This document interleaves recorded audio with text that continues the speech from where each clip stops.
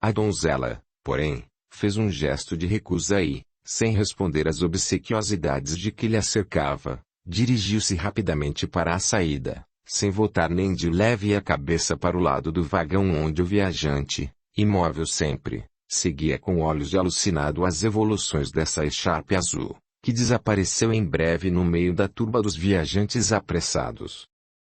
O comboio ia partir novamente. O condutor, que na fronteira abrira ao retardatário a portinhola do compartimento, aproximou-se, para fechá-la e, lembrando talvez a gorjeta que sem razão plausível recebera naquela ocasião, dirigiu a palavra ao passageiro, no intuito, aliás muito louvável, de arranjar outra. Vossa Excelência, não se pode queixar de não ter tido uma companheira bonita, disse num tom de quem está muito seguro de suas informações. É a Karsten, a célebre cavaleira do Karsten Circo. Mas como está pálido. Talvez enjoasse com o trio da manhã ou constipasse. Quer que lhe vá buscar café? Ainda temos tempo. Obrigado, não preciso de nada. Interrompeu o viajante num tom tão seco, que o condutor se apressou em fechar a portinhola e ir procurar outro freguês menos irascível. O expresso punha-se nesse instante em marcha e, deixando a estação, entrava no terreno dos arrebaúdes, onde o sol nascente tornava cristal brilhante as gotas de orvalho da erva rasteira. Era já dia claro, e Kurt, só, afinal, como tanto desejava, prosseguia nessa viagem que, se tivesse querido, talvez agora não fizesse sozinho. E, diante desse banco vazio, onde há pouco se desenhava a graciosa silhueta dessa que ele já não podia avistar, aspirando ainda no ar o perfume que deixara no compartimento a sua estadia, o perfume antigo, o perfume novidado, um soluço saiu-lhe do peito. E compreendeu, o desgraçado, compreendeu que enquanto ela ali estivera, enquanto lhe sentira a respiração e pudera de longe adivinhar sob o véu a forma linda de seu rosto, ele gozara doidamente, gozara até ao sofrimento da graça de sua presença, e que todos esses sentimentos, que julgara a indignação, desprezo e rancor, não eram mais que a estranha, a reconhecida e torturante ventura de a ter ali pertinho, e poder-lhe ainda contemplar mais uma vez os traços adorados. Pobre Kurt! Só agora, que a vida lhe roubara de novo, pela dor aguda que lhe abrira na alma essa partida, é que compreendia quanto dela se lembrava ainda, que ela nunca lhe poderia ser indiferente, que o que sentia nesse instante era a saudade pungente de seu sorriso, a saudade cruciante de seu amor. Porque tudo havia sido inútil, a decepção, o tempo, a ausência, a distância. Tudo havia sido inútil, ele a amava sempre, amava mais do que nunca, com vergonha dessa derrota de seu orgulho, e, sabendo-a assim tão inacessível e distante, tornava-se-lhe ainda mais cara e mais desejada. Nora, Nora! Soluçou baixinho com selvagem desespero, estendendo os braços aflitos para a estação onde ela ficara, e, cobrindo o rosto com as mãos, pôs-se a repetir baixinho o nome querido, o nome que há tanto tempo não pronunciava, como se nessas breves sílabas sonoras pudesse achar lenitivo grande saudade que lhe confrangia o coração.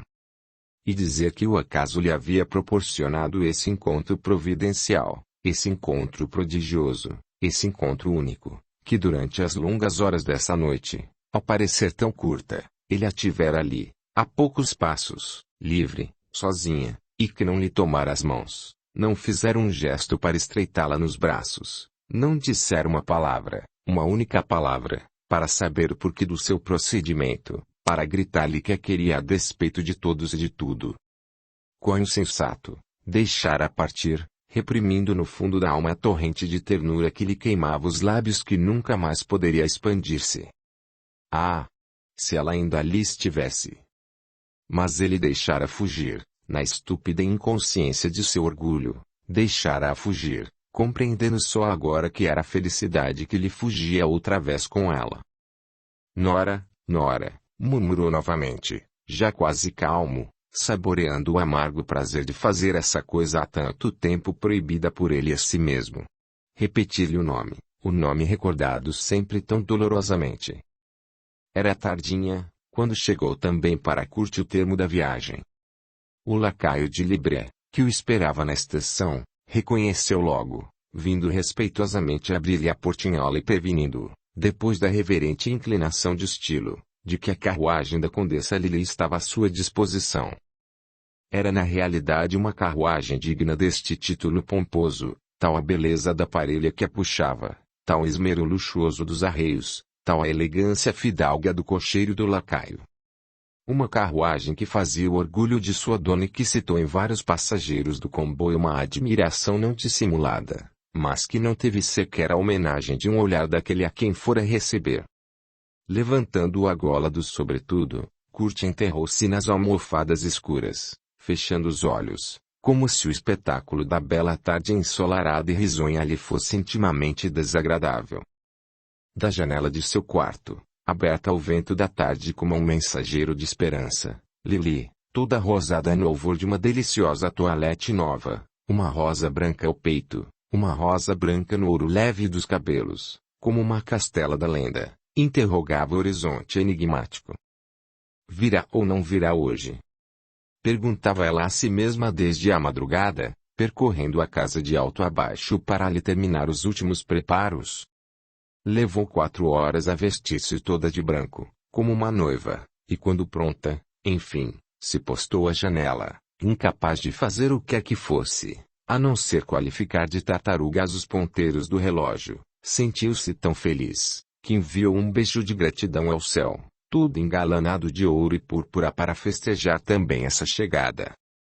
O rodar de um carro fez-se ouvir na estrada. Lili desceu a escada com a ligeireza de um silfouet, apoiada à balaustrada do terraço, com o coração a palpitar-lhe loucamente no peito, e esperou a vinda de quem há tanto tempo implorava.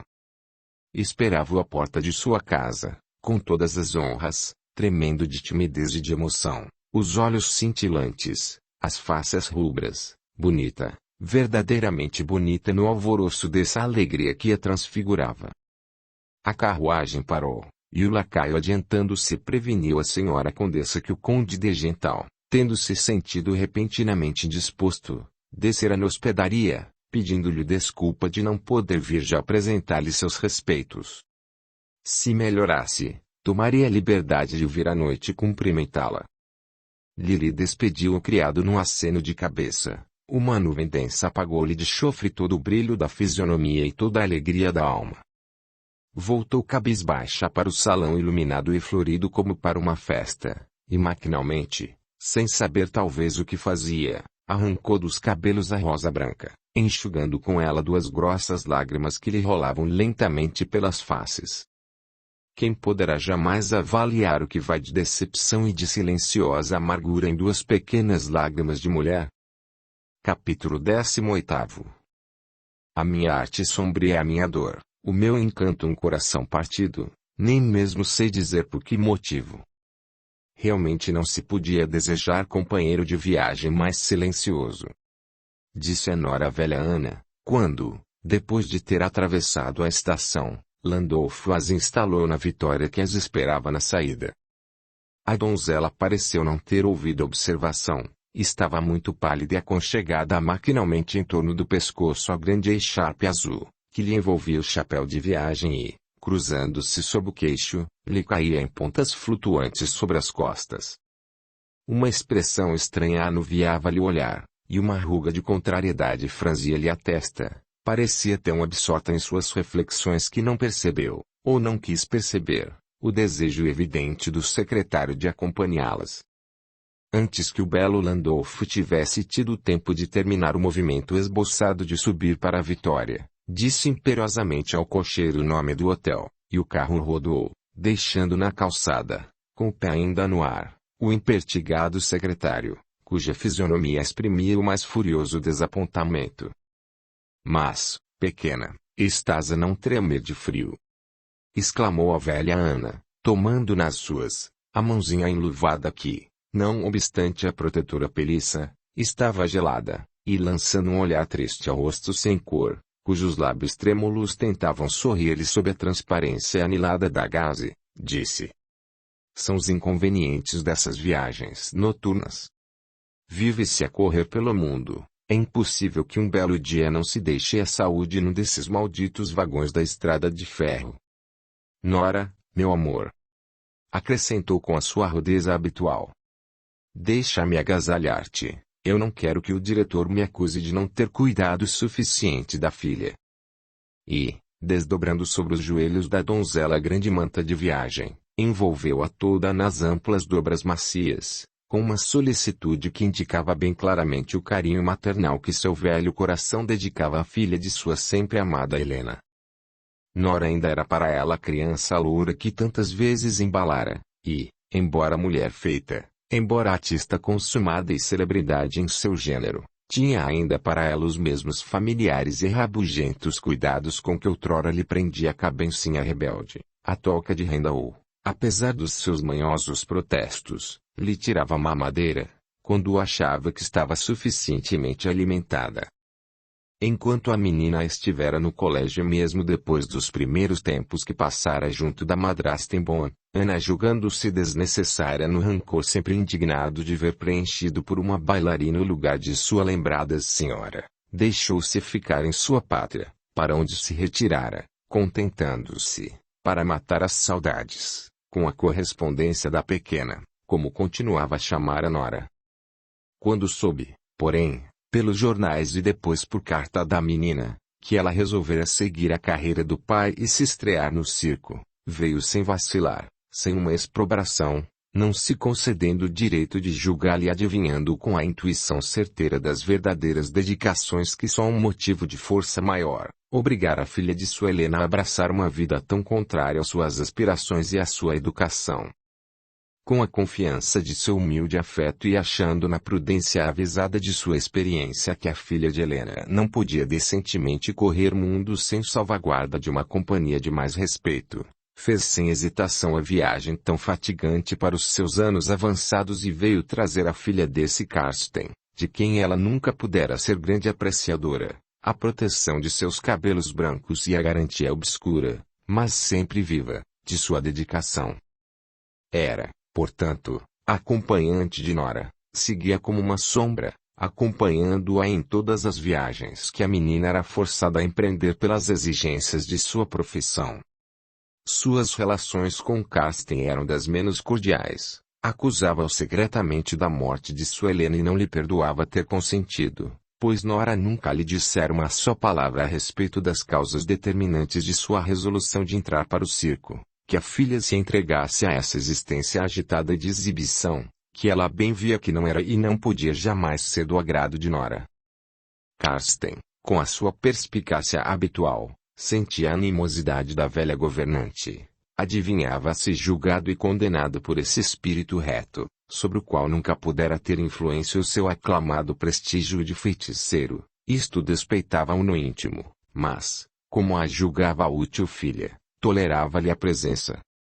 Ora, graças a Deus que chegamos! Exclamou Ana, num bocejo mal dissimulado, com esse tom mal-humorado que era cotidianamente o seu, quando, depois de um trajeto assaz longo, o carro parou à porta de um dos mais afamados hotéis da cidade. Estas viagens incessantes não servem para velhas da minha espécie, nem para novas, acrescentou com ar sombrio, lançando a Nora um olhar sobrecarregado de apreensões. A menina esboçou um sorriso e, saltando agilmente do carro, voltou-se para a antiga ama, ajudando-a cuidadosamente a descer. Um homem, entretanto, precipitava-se para elas, estendendo debalde a mão para um auxílio puramente imaginário, pois Nora não pareceu ter-lhe percebido a presença. Era Landolfo. Por um destes prodígios de velocidade, dos quais possuía decididamente o segredo, tomara um carro atrás de Nora e, duplicando a gorjeta, conseguiu chegar antes dela ao hotel, esperando-a à porta do hall e tendo nos lábios o mais conquistador dos seus sorrisos. O diretor chegou anteontem, disse a Nora, inclinando para ele a cabeça e fitando-a com essa expressão de carinhosa familiaridade, que tomava sempre em público para falar-lhe, julgando distarte fazer patente ao próximo pé de intimidade em que vivia com a filha de seu chefe. Está tudo preparado para amanhã. Ponto de exclamação continuou, reforçando a amabilidade de seu sorriso num tom confidencial absolutamente descabido. Se naturalmente não se sentir muito cansada, Miss, A donzela não respondeu, nem sequer olhou para ele, apressou o passo e, fazendo uma imperceptível inclinação de cabeça, pôs-se rapidamente a subir a escada, deixando no primeiro degrau o belo secretário ainda no meio de uma frase obsequiosa. Havia tanto desprezo no silêncio voluntário desta atitude, que o sangue subiu às faces pálidas de Landolfo. Não desarmou. Murmurou entre dentes, seguindo com olhar rancoroso a silhueta fina em que se perdia. Já na volta brusca da escada. Esquecendo, na humilhação dessa nova afronta, que havia gente no hall, que poderia perfeitamente perceber-lhe o despeito, permaneceu imóvel, tão imerso na cólera de suas reflexões, que não viu Subirana, curvada ao peso da mala e da manta esquecida por Nora com a pressa de se escapar de Landolfo. Não desarmou. Monólogou com a raiva concentrada de um rancor que o desprezo constante da menina transformava pouco a pouco em ódio verdadeiro. Mas há de vir o tempo em que essas maneiras displicentes hão de mudar. Tudo alcança quem sabe esperar. E não é por teres encontrado no comboio importuno desse conde, num rendezvous que eu creio ocasional, que escaparás aos ardis de mestre Landolfo. Serás minha, quer o queiras, quer não, minha bela, e prometo-te tomar ampla desforra de todos esses ares de menina mal educada. Quanto ao tolinho do degental, eu soube tão bem arranjar as coisas, que dificilmente lhe reconquistarás o aristocrático coração, minha pomba. E, sorrindo maldosamente ao recordar suas perfídias, o secretário abandonou o degrau da escada, onde parecia ter criado raiz, dirigindo-se ao farto restaurante do hotel, onde na delícia de um uísque com soda esqueceu ou procurou esquecer o amargor do desdém cada vez mais intratável de Miss Carsten. Ana, entretanto, chegava ao aposento, onde Nora, fatigada, começava a despir-se, e num momento, com aquela silenciosa presteza com que outrora servira a mãe, abriu as malas, preparou a cama, correu as cortinas e dispôs tudo para que a pequena pudesse repousar confortavelmente.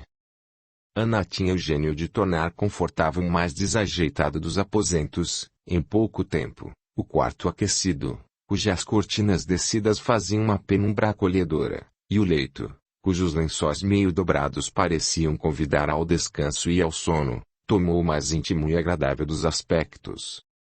Só depois de ter desnastrado e penteado os longos cabelos da menina e de lhe ter aconchegado maternalmente os cobertores, é que a velha Ana pensou na sua própria fadiga e no próprio repouso.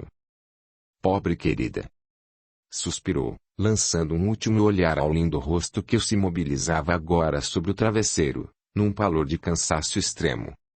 Esta vida acabará com ela, por mais forte que seja. Como acabou com a mãe. Rematou, fechando a porta de mansinho, numa onda de indignação interior contra o tirano desse diretor, cuja missão na terra parecia ser a de fazer vítimas em seu caminho. Nora estava só. Sentia-se exausta, tão exausta que nem sequer abria os olhos, tendo ainda no ouvido Silvio o arquejar da locomotiva, julgava sentir a cada instante o choque brusco dos vagões e estremecia dos pés à cabeça, num arrepio que lhe fazia enterrar nervosamente a cabeça dolorida no mácio travesseiro. E na angústia do seu espírito, onde num turbilhão de recordações ressurgia a imagem de Kurt com uma nitidez implacável, rememorava, e com que amargo prazer, todos os pormenores dessa viagem, que por momentos os aproximara mais uma vez. Quando ele entrara no vagão, olhara-o distraidamente. Qualquer coisa de conhecido no porte e de familiar na silhueta fizera ali, no entanto, demorar sobre ele a interrogação do olhar. Onde vira já essa figura? Em vão fez apelo à memória e tentou disfarçadamente examinar-lhe a fisionomia, as abas do chapéu faziam sombra, e como o lampião ainda não estava aceso no vagão, era impossível distinguir no claro escuro do crepúsculo o que quer que fosse do desconhecido. Deixou, pois, de observá-lo, tentando distrair-se na contemplação da paisagem, mas uma curiosidade singular impelia-a, Não podia deixar de lançar de vez em quando um olhar furtivo para o lado do silencioso companheiro. Estava tão quieto, tão imóvel no seu canto, que parecia ter se petrificado naquela atitude de abandono indolente. Quem será? De onde virá? E para onde irá? Perguntava-se, malgrado seu, ao impulso de uma curiosidade que não conseguia dominar. E por que se interessava ela assim por este estrangeiro, por esse viajante ignoto, de cuja vida ignorava tudo e que um acaso, dos mais comuns em sua vida errante, fazia viajar no mesmo vagão que ela? Não o soubera, nem mesmo tentara sabê-lo explicar. Tinha, contudo, a plena, a absoluta, a perfeita certeza de já ter encontrado esse rapaz, de o conhecer muito bem, mas onde, meu Deus? Onde? Não se recordava aí, no enervamento dessa curiosidade insaciável que lhe fazia pulsar mais fortemente o coração, chegara a Bonn. Ao ouvir pronunciar pelo condutor o nome da cidade onde passara as mais belas horas de sua mocidade, erguera-se instintivamente para poder ver melhor esses lugares onde o conhecera e onde se haviam amado. E qual não foi a sua desvairada alegria, quando reconhecera a luz viva do lampião. L. Kurt, o lembrado, o muito amado. Deus era-lhe testemunha de que o seu primeiro ímpeto fora atirar-se-lhe ao pescoço e irreprimível efusão deste amplexo reconquistar esse ingrato e apertá-lo nos braços, de encontro a esse coração que havia 5 anos se consumia na ânsia incontida de o encontrar. Mas, diante do olhar severo, exprobrador e glacial que lhe lançara, olhar que até agora lhe doía, diante da impassibilidade voluntária do semblante que o desdém crispava até a dureza, seus braços estendidos haviam caído, todo o grande impulso de afeto, que a atraíra para ele com a violência de um sentimento avassalador de conveniências e de etiquetas, arrefecera, fazendo-a cair sem forças sobre o banco, palpitante ainda de tudo o que de apaixonado lhe subira aos lábios no grito contido desse amor que a separação, a distância, o rompimento, os anos não haviam conseguido destruir, ferida mais fundamente pela frieza desse olhar do que pelo desprezo insultuoso daquele cruel, tão cruel silêncio, com que a torturara durante 5 longos anos. Havia tanto tempo que desejava, que implorava, que exigia de Deus esse encontro. E era para isso, meu Deus. Para essa impassibilidade, para essa mudez, para esse desprezo que acariciara o sonho de o tornar a ver na ingenuidade de sua irredutível confiança e na esperança inconfessada de que bastaria um só olhar para cessar desde logo a desavença e todo o rancor. Pobre Nora! E fora durante toda essa noite o suplício delicioso de o ter ali perto da vista e longe do coração, de o sentir viver a seu lado, de saber-se reconhecida por ele, de olhar, enfim, desde que não tivera a coragem de lhe dirigir a palavra. Audiolivro realizado pelo canal Surya Chand Audiobook.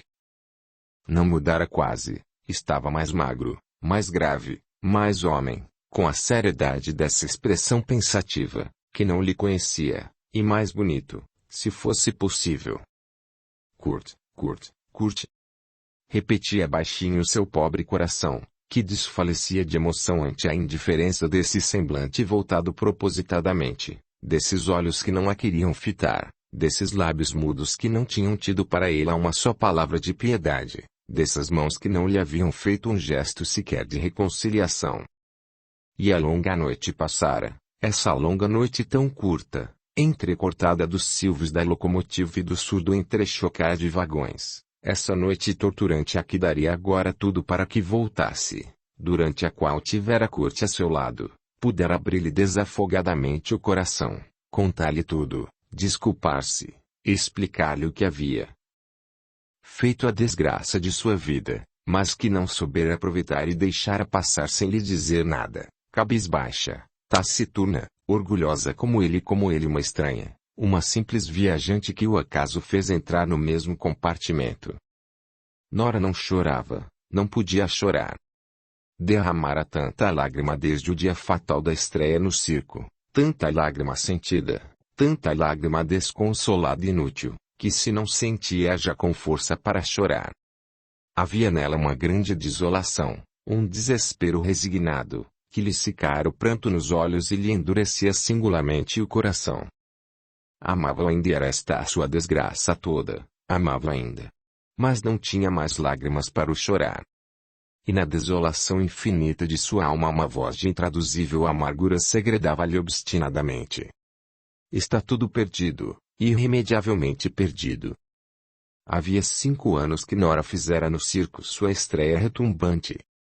5 anos que, depois das emoções de um triunfo que o tempo não fizera mais do que confirmar, jazia como naquele dia sobre um leito de insônia e chorava silenciosamente sobre as ruínas do sonho único e alentador de sua vida, abatida pela fadiga corporal e pela fadiga maior ainda da terrível luta moral que contra si mesma sustentara. Em pouco tempo criara a fama, e fama não só de artista equestre consumada, mas de formosura inigualável, o que lhe angariava talvez mais sucesso do que seus dotes de cavaleiro e seus talentos de equilibrista.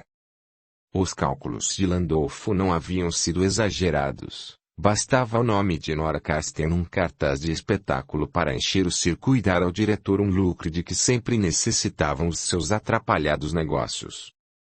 Emília também não se enganara, quando profetizara a enteada em invejáveis sucessos de mulher. Nora fora inúmeras vezes pedida em casamento e contava as dúzias os apaixonados que estavam prontos a fazer por ela todas as loucuras pecuniárias e sentimentais de que são suscetíveis cabeças de 20 ou de 50 anos. Não parecia, porém, dar nenhum apreço a essas coisas. Desde a noite da estreia, depois do momento decisivo e da horrível agitação que o precedera, uma grande calma fizera-se em sua alma.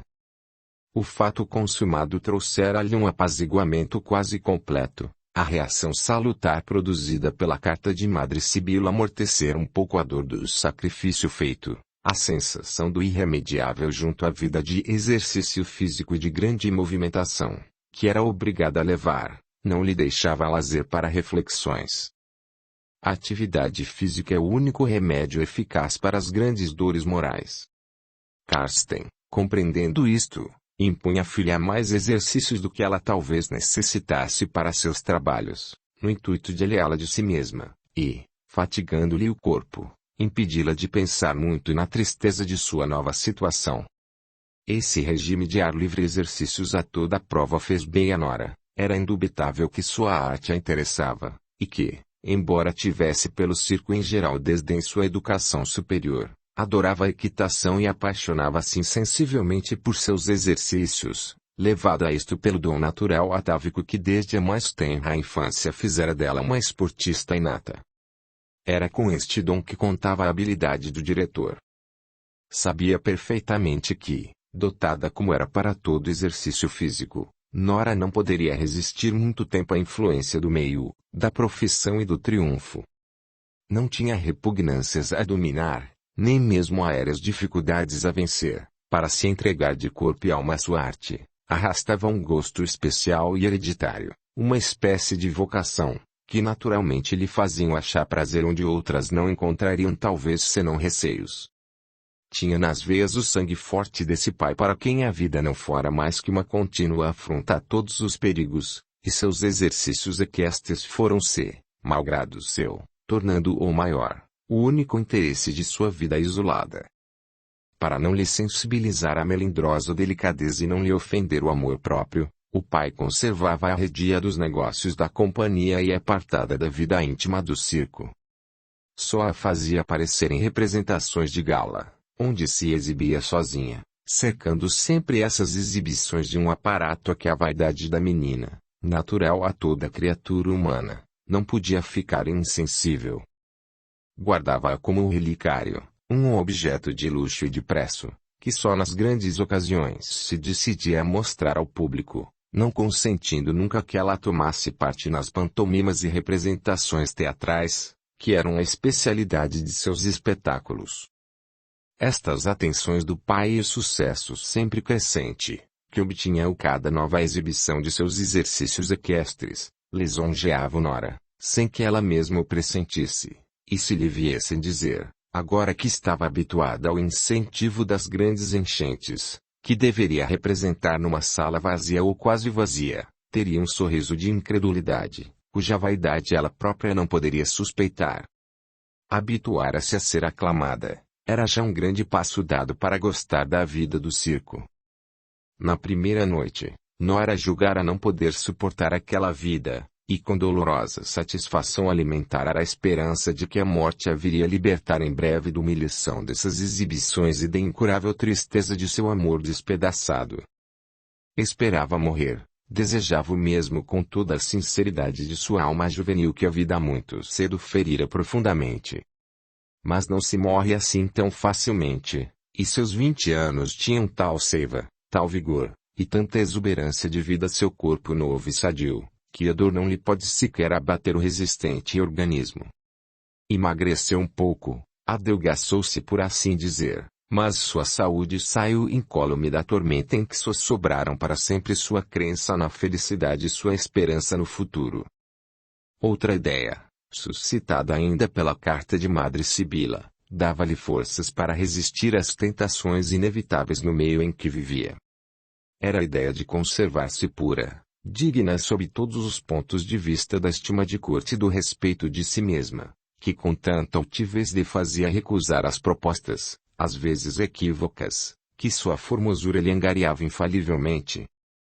Ao receber, fechada, a carta que enviara a Kurt, foi como se um homem já muito ferido recebesse uma nova punhalada, estava insensibilizada à força de sofrer. Compreendeu, e com que requinte de sentimento, a injúria dessa missiva devolvida, mas como queria a todo transe desculpar o amigo, achou no engenho de seu afeto um pretexto de escusa. Ante a letra tremida e quase insoletrável de Kurt, imaginou. Ou antes, obrigou-se a imaginar que a carta não lhe fora entregue e que essa letra não era dele. Tanto se sugestionou com esta ideia, que acabou por convencer-se disto e na esperança de poder um dia mostrar a Kurt essa carta que seria a justificativa integral do que poderia haver de repreensível no seu procedimento, guardou cuidadosamente e assim fechada e intacta a carta que desde então tanto se arrependera de não ter lido. E para em nada desmerecer dessa justificativa, que desejava fosse completa, resolveu levar a mais retraída, a mais pesada das existências. Fora do circo, onde fazia seus exercícios equestres, mesmo quando não tinha que se apresentar em público, ninguém a via quase. Uma vez ou outra num teatro em companhia do pai, ou em passeio a pé, tendo Ana por acompanhante, eram estas as poucas ocasiões que dava a seus admiradores de lhe apreciarem a beleza e analisarem a elegância. Levava uma vida de recolhimento, como dizia Emília, numa expansão de revolta contra a indiferença dessa menina, que as mais embriagadoras homenagens não pareciam comover. Se quisesses, terias 10 duques, 6 marqueses e até príncipes para substituir o idiota desse conde, que nunca te soube apreciar devidamente.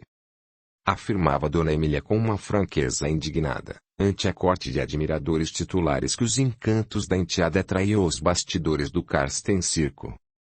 Mas Nora tinha um modo tal de lhe impor silêncio, abanando negativamente a cabeça com uma silenciosa e severa dignidade, que a tagarela senhora não se achava com a coragem para prosseguir, contentando-se em chamar interiormente a enteada de tola, por não aproveitar, como Emília o saberia fazer, a mocidade e os dotes que a natureza tão prodigamente lhe concedera. Nora não atendia a seus conselhos, falava a todos os frequentadores da pista com um modo esquivo, que punha entre ela e seus interlocutores um abismo intransponível. Não tratava mal a ninguém, a não ser a Landolfo, para quem não desarmara ainda seu desprezo, mas não tolerava liberdades e contava-se muito às escondidas atada a chibatada a Yankee e com que castigara o atrevimento de um príncipe húngaro, que lhe viera dizer a queima-roupa que achava bonita. Não alimentava esperanças de ninguém, e era voz corrente que jamais apanhara na arena um só dos ramalhetes que lhe atiravam nas noites de espetáculo. Deixava aos palhaços o cuidado de os apanhar e nunca tivera sequer um sorriso para um bravo mais caloroso ou um aplauso mais entusiasmado. Era a personificação da indiferença, um enigma vivo, a encantadora e irritante esfinge, que nas fileiras da juventude dourada da capital contavam sem número de fervorosos apaixonados, a quem essa atitude de inatingível impassibilidade molestava como um desdouro aos brios juvenis e aos poderes de sedução da classe inteira.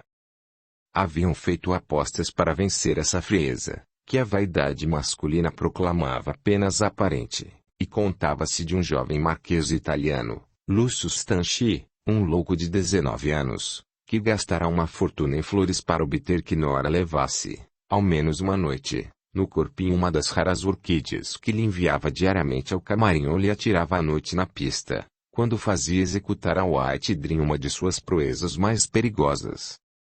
E que louca prodigalidade de flores não lhe espalharam aos pés todos os que o esplendor de sua incomparável formosura fascinava. Nora parecia caminhar numa estrada triunfal e, de representação em representação, crescia a fama de sua beleza, de seu talento e de sua reserva. Cada novo espetáculo trazia-lhe pelo menos meia dúzia de apaixonados, como dizia Dona Emília, num suspirozinho em que havia, talvez, um ressabo de inveja, mas de uma inveja das mais inofensivas, pois os cabelos flavos da diretora não deixavam de ter sucesso entre os frequentadores do Karsten Circo. Nora, porém, continuava cada vez mais inexplicavelmente indiferente a essas homenagens. As flores, que lhe atiravam, caíam-lhe aos pés, sem que ela se dignasse jamais esboçar sequer o movimento de apanhá-las. Essa indiferença fustigava ainda mais, como era natural, a vaidade dos homens. Era realmente incompreensível que no meio de tantos e tantos galanteios, equívocos uns e sinceros outros, essa menina de 20 anos não se tivesse ainda aprendido por ninguém. Alguns admiradores mais ousados haviam tentado seduzi-la por ofertas mais duradouras do que simples ramalhetes e, lembrando talvez a velha tática de Fausto, haviam escondido joias entre as flores dos ramalhetes. Mas com a mesma inquebrantável frieza com que na arena correspondia aos aplausos e aos vivas, Nora rejeitara essas ofertas ofensivas. Nem talvez as chegasse a ver. Mas seu pai, a quem essas repetidas recusas assustavam, preveniu-lhe que, se continuasse nessa atitude inabalável, comprometia seriamente o sucesso de seus espetáculos. É preciso transigir para agradar ao público. Se Nora persistisse em rejeitar com um desdém verdadeiramente ofensivo toda a homenagem, seus admiradores desdenhados poderiam fatigar-se também dos espetáculos e não concorrer mais com a paga de sua presença. Karsten teve a habilidade de fazer compreender à filha esta razão peremptória. Nora decidiu-se afinal a não devolver as flores que lhe eram oferecidas espontaneamente.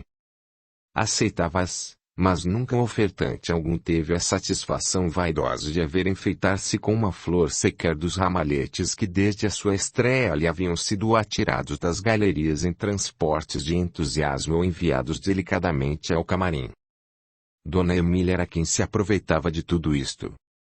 Seu marido não lhe permitiu tomar para si os mimos que eram oferecidos à enteada. Com um sorrisozinho dúbio submeteu-se a esta manifestação de autoridade marital. Mas a expressão consternada de seus olhos brilhantes revelava suficientemente a pena com que via desperdiçada com esse dragão de virtude, que era Nora, tanta coisa bonita e tanta coisa aproveitável.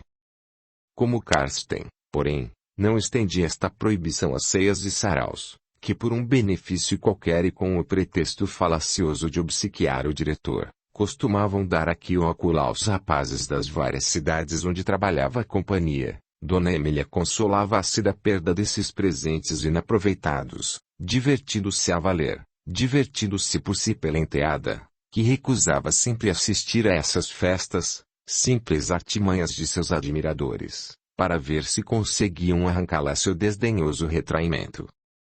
Nora levava, pois, uma vida à parte, uma vida de tão completo isolamento moral, que teria fatalmente sucumbido às tentações do meio em que vivia, se a não sustentasse a ideia fixa de conservar-se, a despeito de tudo, sempre digna do amor puro de corte se a não fortalecesse uma profunda e verdadeira piedade.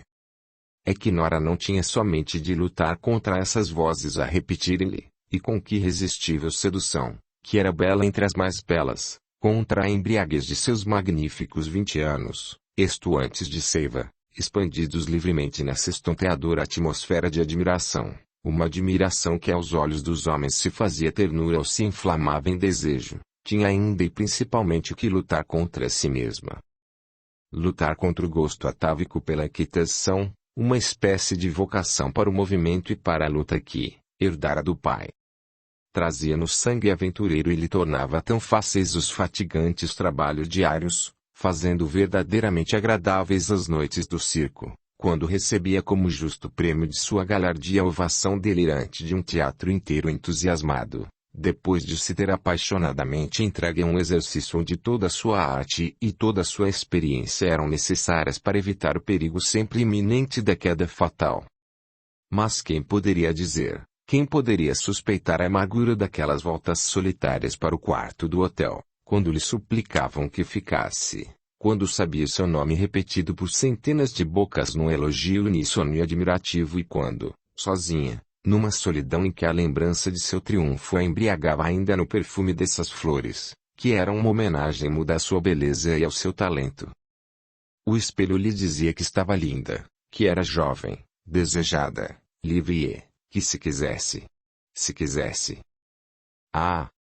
Como era preciso força de vontade, como era preciso coragem, como era preciso recorrer desvairadamente às protetoras lembranças de seus dias de convento para resistir ao pérfido arrastamento de todas essas coisas de alegria e sedução, que lhe falavam de gozo, de sucesso e de amor. Pobre Nora, como era preciso que ela amasse ainda esse Kurt, de quem nada mais soubera, para não ceder ao impulso dessa mocidade em flor, que lhe animava de tanto ardor o corpo sádio e a alma apaixonada.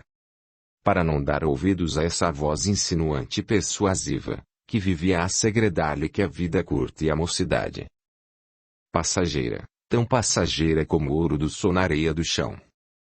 Essa coragem encontrava a Nora na prática diária de seus exercícios de piedade. Dizia-se nos bastidores que todos os dias, ao romper d'alva, Nora Karsten, só e às vezes acompanhada por Ana, se dirigia à capela mais próxima, a fim de assistir à primeira missa. Este fato nunca fora averiguado totalmente, pois o único que se atrevera a seguir a menina fora esse grande louco de Zulwensky, um príncipe polaco enamorado perdidamente da linda e fria amazona do Karsten Circo. Mas esta tentativa a mesma abortara. Zulwensky encontrara, ao sair da igreja, um olhar frio, uma fisionomia tão severa, que achara melhor para o bom êxito de seu romance não renovar a tentativa. Tinha, pois, toda a liberdade de ação, e se não empregava essa liberdade para o mal, devia ainda a esse amor, que era como uma couraça contra todas as tentações e contra todas as fraquezas.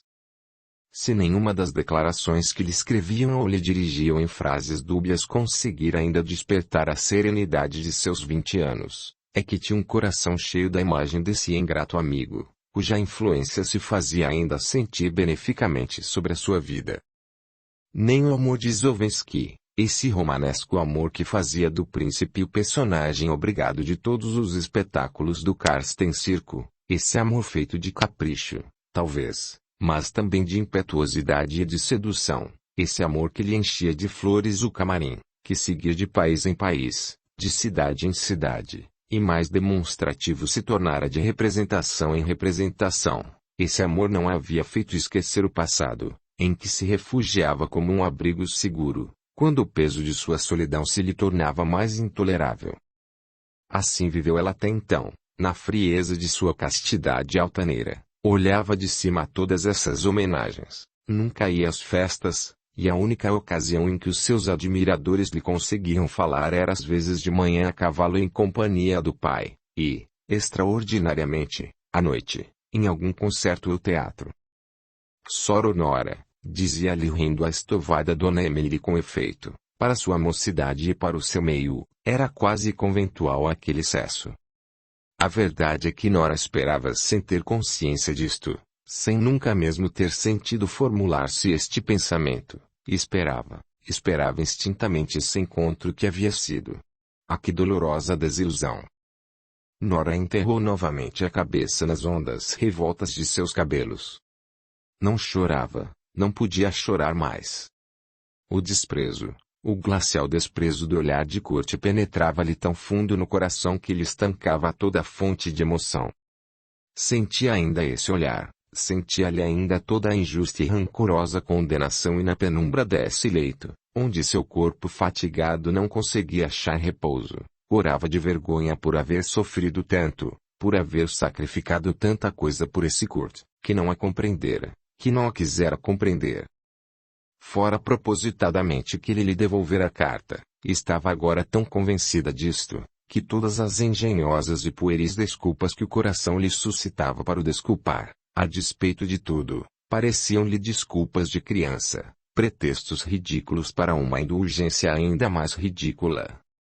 Era, portanto, inútil a sua reserva, inútil a severidade e a solidão de sua vida, como inútil havia sido a carta onde lhe pedia socorro, como inúteis seriam sempre lágrimas, preces e saudades.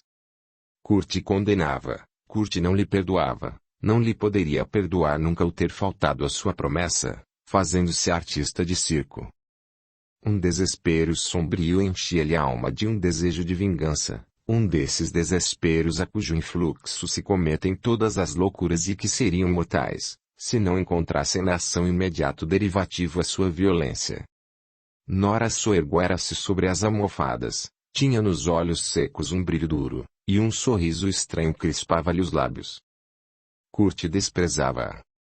Quando, num espontâneo impulso da alma, lhe mandara aquela carta, que era súplica e apelo, tinha a certeza, a plena e indiscutida certeza de que ele viria, que lhe estenderia a mão protetora como tanta vez lhe o prometera, que a salvaria, enfim, pois era o único que a podia salvar.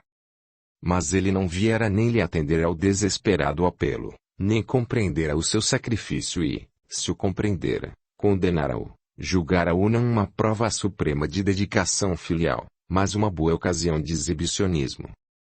Orgulhoso. Desprezava agora nela não só a cavaleira, que todos tinham o direito de aplaudir e de julgar, mas principalmente a filha desse aventureiro sem nome e sem posição social, cuja fortuna tinha uma proveniência humilde. Era o seu modesto nascimento que aquele aristocrata desdenhava. Se o capricho de alguns meses lhe permitira esquecer um momento esse berço obscuro, a influência de seu meio fizera-lhe sentir em breve a intransponível distância que socialmente os separava, e talvez abençoasse intimamente aquela estreia, que rompera os laços que o traziam cativo. Nora torturava-se com todas essas hipóteses, mas a ideia de que ele talvez se julgasse feliz por se ter desembaraçado dela fazia-a sofrer mais do que todas. Ele nunca a havia amado verdadeiramente. Tivera por ela um capricho vulgar e passageiro, e todas aquelas promessas de proteção e salvaguarda nada a significavam, nada podiam significar quando dirigidas à filha de um simples diretor de circo. Como fora louco em acreditar nelas. E dizer que ela ainda lhe queria, que por causa dele desterrara de sua vida toda a alegria e toda a esperança, que sofrera, e quanto, que sofria ainda para conservar-se sempre digna desse amor, que ele abandonara com tanta facilidade. Que tolice, meu Deus, que tolice! Mas doravante não seria assim. Tantas admirações a rodeavam, tinha tal certeza do poder dessa beleza, arma de valor inapreciável desde que se quisesse servir dela, via todos os dias suas companheiras, criaturas menos favorecidas, festejadas, apreciadas, felizes, afinal, como ela, Nora, o teria sido, se não tivesse querido a aventura impossível, como seria, como eu queria ser desse momento em diante. Porque desejara ela sair de seu meio, elevar-se a uma esfera onde nunca a receberiam de boa vontade. Desde que pertencia a uma classe à parte, a classe fora do que se convencionou chamar sociedade, devia ter as maneiras, o modo de pensar de seu meio e de sua gente. Seria presunção tola continuar nessa atitude fidalga, que a desclassificava entre os seus. Desde que estava perdida na opinião da única pessoa para quem quisera imaculada sua reputação, desde que nada a podia reabilitar e que coisa alguma pagaria aquela desgraçada estreia no circo, faria como as outras, levaria a vida alegre de suas companheiras, aproveitaria a mocidade e gozaria enfim da vida fartamente, com a sofreguidão de seus 20 anos ávidos de felicidade. Pobre Nora! Estava num desses terríveis momentos de abandono moral, em que tudo que há de mal em nós sobe à tona da alma num borbulho de revolta. Era a reação inevitável de todos esses longos anos de silenciosa e concentrada tortura. O sangue impetuoso de Karsten rebelava-se afinal contra a extenuante sujeição das horas de solitária reserva, o desprezo de Kurt fora a gota de água que fizera transbordar toda a reprimida indignação que a devolução da carta lhe sublevara na alma. Desde que Kurt a considerava uma perdida e que perdidos estavam para sempre amor e felicidade, conduzir-se-ia como tal, gozando pelo menos de todas as equívocas vantagens que essa perdição lhe angariaria forçosamente. Estava decidida a usar e mesmo a abusar de sua nômade e livre existência de boêmia. Uma pancadinha discreta na porta interrompeu neste ponto suas reflexões. Era evidentemente Ana, que começava a inquietar-se. Que horas seriam? Tarde, por certo, pois a antiga ama não se permitia nunca importunar o repouso de sua pequena, se a isto não a induzisse um motivo imperioso. Deveria ser tarde, as cortinas descidas, que a claridade do dia fazia de um mortiço dourado, há muito que se haviam enchido de sombra, e no quarto às escuras mal se distinguiam os objetos esparsos. Devia ser muito tarde. Num movimento rápido, Nora atirou decididamente para o lado as cobertas e, envolvendo-se um pouco às tontas no primeiro vestido que encontrou ao alcance das mãos, saltou vivamente da cama, correndo ao mesmo tempo a chave da eletricidade. A luz jorrou branca e forte do lustre central, fazendo magicamente emergir da treva todo o luxo desse quarto de artista, agora um pouco desordenado. Nora abriu a porta. "Como dormiste, querida?" exclamou Ana, fitando nela seus olhos bons e leais. "Estava tão contente por te saber descansando. Mas aquela gente não te deixa em paz." Acrescentou com uma raiva concentrada de um antigo rancor.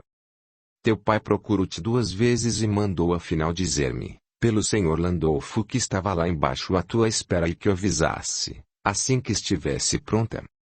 Precisa falar-te. Histórias daquele demônio de circo. Queres que chame Cat para vestir-te?" "Não é preciso, Ana, dá-me tu mesma o meu vestido roxo." "Sim, o roxo." Continuou com um estranho sorriso diante da interrogativa estupefata dos olhos da ama. "Quero fazer-me bela. Impressionar agradavelmente o meu público, sabes? Deixa a Cat em paz e traze também o meu chapéu de teatro. Vestir-me-ei sozinha." Ana não ousou pedir explicações acerca dessa desusada faceirice, tão fora das normas habituais da menina. Obedeceu em silêncio, dizendo-se que afinal de contas era bem natural que uma criatura da beleza de Nora achasse gosto em se enfeitar.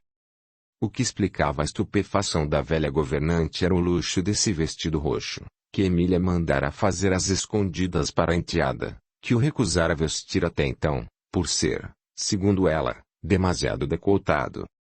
O decote, no entanto, nada tinha realmente de exagerado. Era o decote clássico de um vestido de baile, mas um vestido confeccionado com essa ciência quase genial da toilette, que só possuem as modistas de Paris. Era desse imponderável crepe da China, quase fluido à força de leveza, de um roxo esmaecido de glicínia, onde serpenteava o mais complicado, e na aparência, o mais simples dos bordados a prata.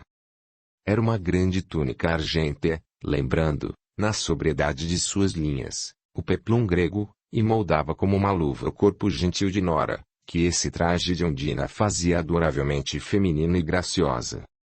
Um grande chapéu preto completava essa toilette digna da mais exigente frequentadora da Rua da Paz, um imenso Gainsborough inimaginavelmente emplumado, que dava a cabecinha alva da menina graça aristocrática e fina de um Reynolds. Nora mirou-se um instante ao espelho. Havia na expressão de seus grandes olhos, tão singularmente brilhantes nesse momento, uma espécie de desafio, um sorriso de Gioconda entreabria-lhe o nácar dos lábios de qualquer coisa de provocante e dava à sua beleza esse cunho de garridice que a realçava como uma rica moldura realça um quadro de arte. devia estar satisfeita. Nunca o espelho a refletira tão excepcionalmente formosa. Eis o que te mandam, querida. Advertiu Ana, metendo a cabeça pela abertura da porta com a familiaridade dos criados velhos e apresentando-lhe um magnífico ramo de orquídeas aljofradas pelo orvalho fictício do pulverizador. Nora fez insensivelmente o gesto de sempre, o gesto de recusa, mas deteve-se bruscamente. Um clarão acendeu-lhe, na sombra do grande chapéu, os olhos de Pervinca, toda a sua fisionomia móvel tomou uma singular expressão de bravata. Damas! Respondeu a Ana, cada vez mais estupefata, estendendo os braços para as flores. São lindas. Era, com efeito, uma oferta régia. Dispostas com a graça rebuscada e artística de um florista de fama, as orquídeas nada haviam perdido de seu frescor e de sua beleza. O verde da folhagem tenra que as cercava fazia sobressair o matiz malváceo das pétalas e o armelado e doentio, que dá a essa flor uma tão estranha e exótica morbidez. Eram flores raras, que deviam ter custado um preço exorbitante que traziam num cartão, como uma homenagem muda, o nome de Kościuszewski. Nora tomou o ramalhete. Soletrou com os olhos o nome principesco do ofertante. Seus olhos tomaram uma expressão distante, que lhes turvou por momentos o azul cristalino. Num movimento instintivo aprumou a cabeça orgulhosamente, aproximando as flores úmidas do rosto, que se rosou deliciosamente ao influxo de uma íntima emoção, como se lhes quisesse sorver a alma num mistério de perfume.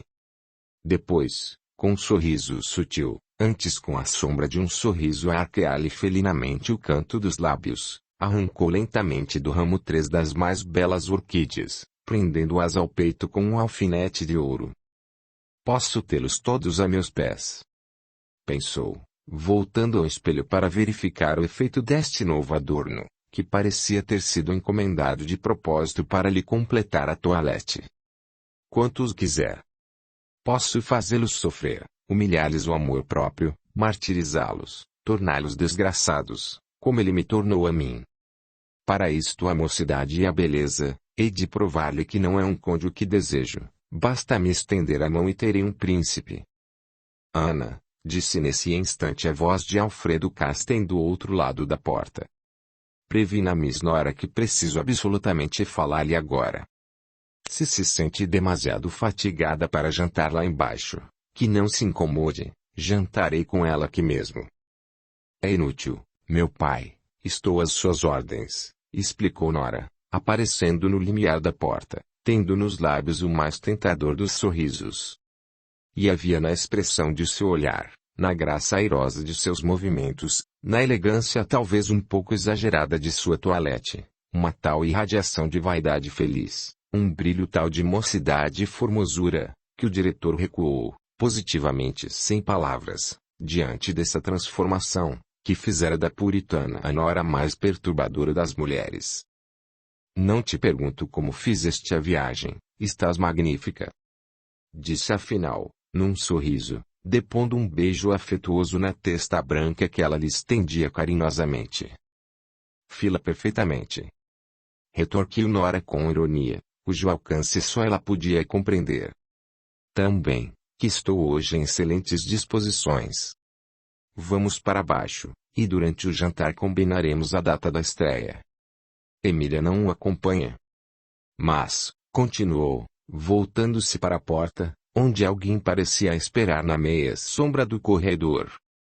Trouxe um amigo. É Zulvensky? Indagou mais baixo e, ao sinal afirmativo de Karsten, acrescentou dando para a porta aberta 2 passos pressurosos e reforçando com uma risonha afabilidade a sedução do seu sorriso. Entre, príncipe, não faça cerimônia. É-me tanto mais agradável vê-lo agora, que isso me dá o ensejo de agradecer-lhe de viva voz as lindas flores que me enviou. Adoro as orquídeas, parece ter adivinhado essa adoração. Para recompensá-lo, ornei com elas o meu corpinho. E sorrindo sempre, Nora estendia para Zulvensky, atônito e deslumbrado, a mãozinha afusada, designando com o olhar brilhante as flores que lhe debruavam o decote. O polaco inclinou-se como perante uma soberana, Era a primeira vez que a menina lhe falava nesse tom. Era a primeira vez que se dignava mostrar-lhe, e, quão significativamente, que não lhe ignorava a existência.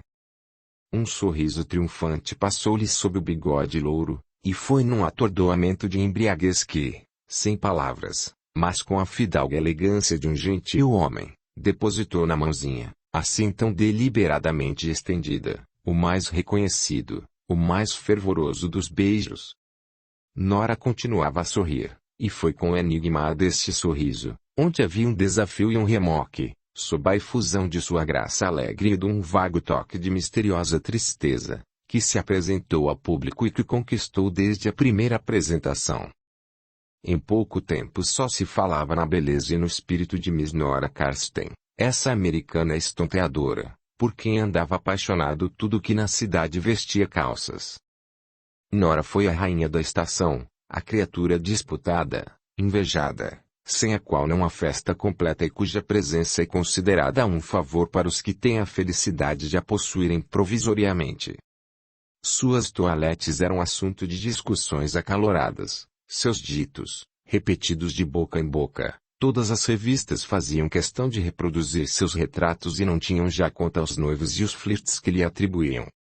O que mais se elogiava nela era a vivacidade, a gentileza, a alegria juvenilmente impulsiva de seus modos, a reserva que antigamente fazia dela uma princesa distante, esquiva e glacial desaparecerá por completo, e o desejo de agradar traduzia-se em todos os seus gestos e atos.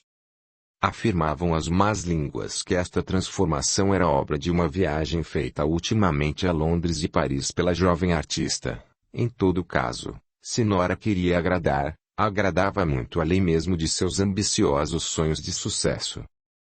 Carsten, desnorteado a princípio pelo inesperado desta nova atitude da filha, mostrava-se agora francamente encantado. A filha estava tal qual a desejara sempre, fazia-lhe todas as vontades. Cada vez mais enamorado, Zulwensky batera-se 2 vezes em duelo por causa de Landolfo, cujos projetos tomavam incremento mais do que nunca, vivia em alternativas cruéis, passando sem transição do mais desanimado desespero às mais ridentes esperanças. Para dizer a verdade, as maneiras de Nora pouco haviam variado em relação a ele. Se com os outros era de uma cativante amabilidade, com ele conservava sempre a mesma inquebrantável sobranceria. Não desarmara ainda. Uma esperança desvairada penetrou, no entanto, no coração do secretário, quando, poucos dias antes da partida da companhia para Viena, apresentou a Carsten uma pantomima equestre. A Morte de Libussa, composição sua cujo papel principal destinara a Nora. Com o maior pasmo de todos e inexprimível júbilo do autor, a menina não recusou tomar parte na representação. Landolfo não cabia em si de contente, nunca supusera que Nora aceitasse, primeiro por ser obra dele, segundo por ser peça de um simbolismo por demais transparente. A cena representava a luta de Libussa, a rainha das Amazonas, a mais bela das virgens da montanha, contra a Charca, o chefe dos habitantes da planície, o mais valente dos heróis de sua raça. Charca, apaixonado pela intrépida amazona, tentava furtar-lhe um beijo ao encontrá-la sós numa vereda da floresta. Para vingar esta afronta, Libussa declarava guerra aos filhos da planície. No combate entre amazonas e guerreiros é que residia o grande interesse do espetáculo, não só pelo grande aparato desenvolvido, pela extraordinária movimentação da cena, pelo número requerido de comparsas, mas principalmente porque permitia à protagonista exibir todas as suas qualidades de cavaleira incomparável. No último quadro, os derrotados filhos da planície fogem perseguidos pelas amazonas, quando Libussa encontra face a face Charca, abandonado dos seus, ferido e desarmado. Com um grito de alegria feroz arremete contra ele, mas, diante da emoção vitoriosa que a domina, ante o pálido ferido que lhe sorri, compreende afinal que o triunfo é dele, pois que o ama com toda a furiosa impetuosidade de seu coração selvagem e, incapaz de matá-lo, mas incapaz também de se confessar derrotada, atira para o ar a flecha que lhe destinava e, cravando no próprio peito a adaga da cinta, cai morta aos pés de seu vencedor. Esta fantasia, de um lirismo macabro e que continha uma alusão à atitude da menina para com ele, aceitou a nora como se não compreendesse o simbolismo ameaçador do último ato, e começou sem detenção a ocupar-se do seu traje de amazona, que ela própria desenhara. A morte da Libussa seria levada em Viena. Poucos dias depois, partia a companhia para a capital, onde um hábil serviço de reclamo preparara o público, aguçando-lhe a impaciente curiosidade acerca deste novo trabalho de Miss Nora Carsten. Na noite da primeira representação, o Carsten Circo regurgitava de tudo quanto havia de mais distinto na sociedade vienense. Era uma enchente a cunha e a expectativa do público manifestava-se ruidosamente. Landolfo estava plenamente convencido do êxito de sua obra. Entregou o papel de Charca ao primeiro ginasta da companhia, com receio de ver Nora desistir do de Libussa, se ele teimasse em fazer-se de chefe dos filhos da planície. Esta entrega custou muito a seu amor próprio, ser-lhe agradável ter aquela orgulhosa a seus pés, mesmo no artificial de uma cena de pantomima. E que significação não teria esse ato? Que significação? Mas Nora era tão suscetível e era ainda tão extraordinário ter ela aceitado esse papel, que ele não ousou melindrá-la. Dona Emília, porém, não foi tão comedida, exigiu formalmente um papel qualquer na peça. Era inaceitável que uma obra de seu predileto secretário fosse a cena sem o concurso da mais fervorosa de suas admiradoras. Por condescendência, Landolfo confiou-lhe um papel de amazona, e o entusiasmo da demonstrativa senhora não conheceu mais limites. Declarou em alto e bom som que Landolfo era um gênio, e foi preciso que este, assustado por tanta exaltação, a advertisse várias vezes de que uma pantomima se representa em silêncio, para impedi-la de intrometer no seu papel frases elogiosas ao autor, o que seria de um ridículo completo. Nora escolheu ela mesma o traje de Libussa e quando, à frente do esquadrão das Amazonas, surgiu na arena montando um magnífico animal da mais pura raça, todo negro e tão fogoso que parecia lançar-se espas pelos olhos, um animal raro, digno das cavalariças de um lorde pelo qual Carsten se endividara. Foi tal a impressão de beleza, de perfeita e suprema beleza, que a plateia inteira se levantou numa exclamação uníssona e delirante.